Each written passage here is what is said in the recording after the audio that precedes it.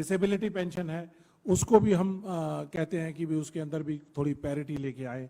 इसके अलावा military service पे हमारे जो सेवा में डिफ़िकल्ट एरियाज़ के अंदर जो सब काम करते हैं, कंधे से कंधा मिला के काम करते हैं, तो उसके लिए मिलिट्री सर्विस पे अलग अलग रैंक की अलग अलग नहीं होनी चाहिए, बराबर सबकी एक जैसी होनी चाहिए। इसके अलावा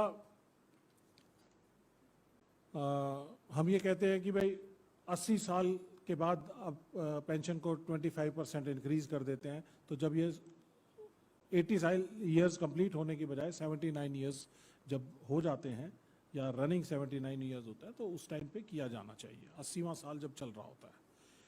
इसके अलावा हमारी डिमांड है कि जो एक्स सर्विसमैन कमीशन है वो एक बनाया जाए, जिसके अंदर जैसे SC/ST कमीशन है, विमेन कमीशन है, चाइल्ड प्रोटेक्शन का कमीशन है, इस तरह से एक एक्स सर्विसमैन कमीशन होना चाहिए, जिसके अंदर हम जो हमारे जो रेगुलर मुद्दे हैं, हमें हर जगह कोर्ट में ना जाके उन मुद्दों को हम वहाँ पे सुलझाया जा सके हमारा। और क्योंकि हमारे जवान कोई 35 साल में, 37 साल में, 40 साल में रिटायरमेंट आते हैं, तो जैसे बाकी सेंट्रल गवर्नमेंट सर्विसेज के अंदर 60 साल तक सेवा करने का मौका मिलता है, तो इसमें एक सेकंड कैरियर ऑप्शन की एक स्कीम ज़रूर आनी चाहिए, ताकि उनको अपने जो उनका टैलेंट है, उनकी क्वालिफिकेशंस हैं, एक्सपीरियंस है, उसके हिसाब से उनको दूसरी किसी सर्विस के अंदर मौका दिया जाए, ताकि वो 60 साल तक सेवा दे सकें। और इसके साथ ही एक और बहुत इम्पॉर्टेंट चीज़ है कि हमारे फौजी भाई जो रिटायर होके आ जाते हैं, वो बहुत सारी जगहों पे सिक्योरिटी की एजेंसीज के अंदर काम कर रहे हैं।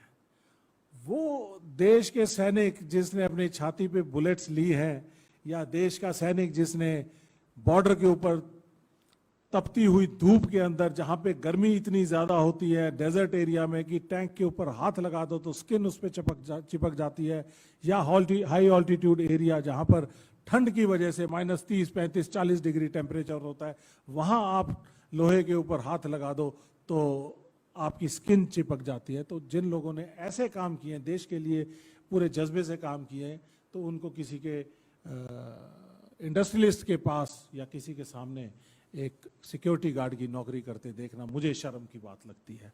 तो उनके लिए सेंट्रल गवर्नमेंट ने प्रोविजन किया था यूपीए सरकार के कार्यकाल में कि 10% रिजर्वेशन सभी जगह पे, सभी कैटेगरीज के अंदर दिया जाएगा।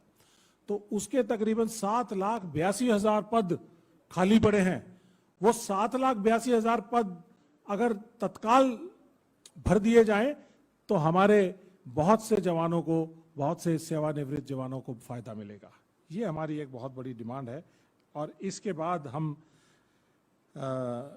ये भी कहना चाहते हैं कि एक कोवेनेंट एक्ट होना चाहिए, जिसमें सरकार सेवानिवृत्त जवानों के बच्चों की, फैमिलीज की, जैसे कि यूरोप के अंदर, अमेरिका के अंदर, कनाडा के अंदर, ऑस्ट्रेलिया के अंदर कोवेनेंट एक्ट है, जिसके अंदर सरकार की जिम्मेदारी है कि जो अपने सैनिक हैं, पूर्व सैनिक हैं, उनके बच्चों का, परिवारों का ख्याल रखें। तो ये एक नेशनल जिम्मेदारी होनी चाहिए, देश की एक राष्ट्रीय जिम्मेदारी होनी चाहिए कि उनके परिवारों को इज्जत मिले और उनके लिए ठीक से आदर सम्मान हो। और last but not the least, सबसे इंपॉर्टेंट, हमारे देश इस टाइम पे बड़ा यंग एवरेज एज है, हमारी 32 साल की उम्र है। इस 32 साल की उम्र के अंदर हर बच्चे को नौकरी चाहिए, और हर ग्रामीण इलाकों के बच्चों की जो पहला चॉइस हुआ करता था कि मुझे फौज में भर्ती होना है। एक फौज की जो भर्ती होती थी उसके अंदर 100-200 वैकेंसीज के लिए 50-50, 60-60 हज़ार बच्चे जो है वो तैयारी करके उसके अंदर compete किया करते थे। तो हमारी सरकार ने देश की सुरक्षा प्रणाली के साथ खिलवाड़ करने का काम किया है और अग्निपथ स्कीम लागू की है, जिसके अंदर 4 साल के अंदर उसको सेवानिवृत्त कर दिया जाएगा। अगर 18 साल का बच्चा फौज में भर्ती होगा तो 22 साल में वो रिटायर हो जाएगा। तो ये हम तो 1 रैंक 1 पेंशन मांग रहे हैं, हम ये मांग रहे हैं कि उसको 60 साल तक सेकंड करियर का ऑप्शन दिया जाए। और यहाँ पर देश के बच्चों के साथ खिलवाड़ किया जा रहा है कि 4 साल उनको सिर्फ कॉन्ट्रैक्ट की नौकरी दी जाए, तो जिसमें से 4 साल में 1.5 साल वो ट्रेनिंग करेगा, 1.5 साल में वो यूनिट के अंदर जाके काम करेगा, तो उसको यूनिट के अंदर उसको 5-6 साल के जो सर्विस वाले जो जवान होते हैं उनको रंगरूट बोलते हैं कि ये तो रंगरूट है, अभी एक्सपीरियंस नहीं हुआ है। आज हमारा टेक्नोलॉजी वाली फौज है जहां पर हमें आर्टिलरी गन्स हैं, computerised electronics, AI based equipment हैं, मिसाइल्स हैं, जैसे कि मैं खुद मिसाइल स्पेशलिस्ट हूं।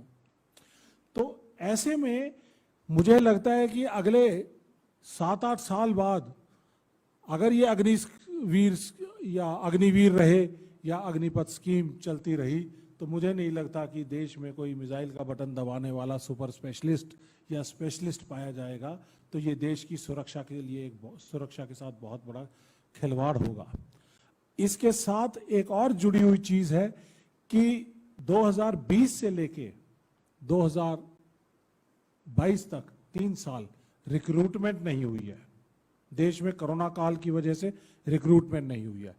हमारे आर्मी, एयरफोर्स और नेवी में तकरीबन हर साल 75,000 जवान रिटायर होते हैं और उन 75,000 जवानों के अगेंस्ट हमारी भर्तियां होती हैं। लेकिन 3 साल में ये भर्तियां नहीं हुई, तो हमारे जो 3 साल में हमारी सेनाओं की जो कमी हो गई है, स्ट्रेंथ की जो कमी हो गई है, वो तकरीबन 2 से 2.25 लाख की कमी हो गई है। और जो अग्निपथ स्कीम है उसके तहत जो भर्ती की जाएगी वो सिर्फ 45,000 की होगी। तो इसका मतलब हर साल 30,000 बच्चे कम लिए जाएंगे, 30,000 की फौज हर साल कम होती चली जाएगी। तो आप ये उम्मीद लगाइए कि 8-9 साल के बाद हमारी सेना का जो स्ट्रेंथ है वो कितनी कम हो जाएगी। मेरे हिसाब से जो कैलकुलेशन है उसके हिसाब से आज टोटल मिला के हमारी जो स्ट्रेंथ है वो 15 लाख की आर्मी, एयरफोर्स, नेवी की, उसमें से तकरीबन 5 लाख हमारी स्ट्रेंथ कम हो जाएगी 8 साल के बाद। तो हम 10 लाख की फौज रह जाएंगे सिर्फ। तो जब हमारे वेस्टर्न बॉर्डर पाकिस्तान के साथ हॉस्टाइल है, हमारा ईस्टर्न बॉर्डर लद्दाख से लेके अरुणाचल तक का 2,500 किलोमीटर का बॉर्डर हॉस्टाइल है चाइना के साथ, तो हम इस घटी हुई फौज के साथ, कम हुई स्ट्रेंथ के साथ कैसे उनके साथ लड़ाई लड़ेंगे। तो ये एक हमारी देश की सेनाओं के साथ जो उसका फैब्रिक है, उसका सिस्टम है, जो उसके ईथोस हैं, उसके साथ जो खिलवाड़ हो रहा है। तो मैं ये मानता हूं कि मोदी सरकार हमारे देश की डिफेंस फोर्सेस को कमजोर कर रही है, जैसे कि उन्होंने बाकी सभी इंस्टीट्यूशंस को कमजोर करने का काम किया है। तो डिफेंस फोर्सेस को भी कमजोर कर रही है। ये हम कतई बर्दाश्त नहीं करें।